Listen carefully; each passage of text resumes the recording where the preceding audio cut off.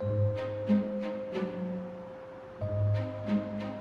good old rocks. Hello, I'm Zaccura and welcome back to my channel and to yet another digital art video. That's what, like 3 in a row now? Yeah, well, there's a story. Just like last week there was a story, there's a story this time too.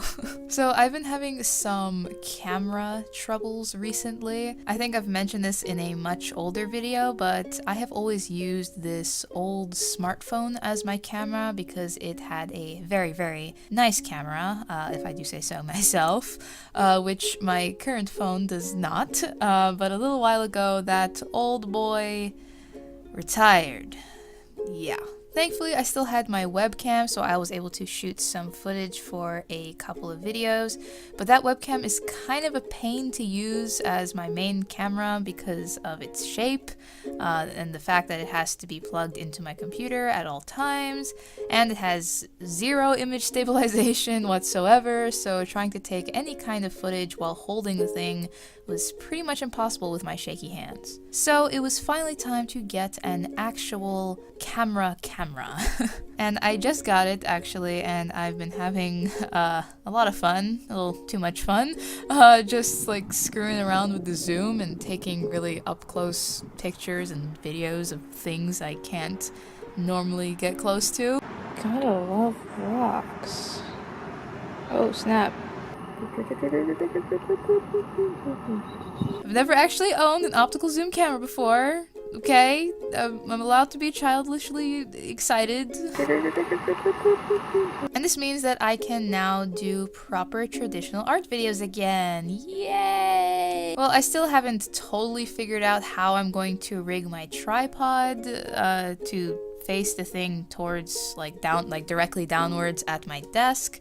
The camera is obviously a very different shape than a phone, so my old setup isn't going to work out, but I'll figure something out, guys. I'll figure something out.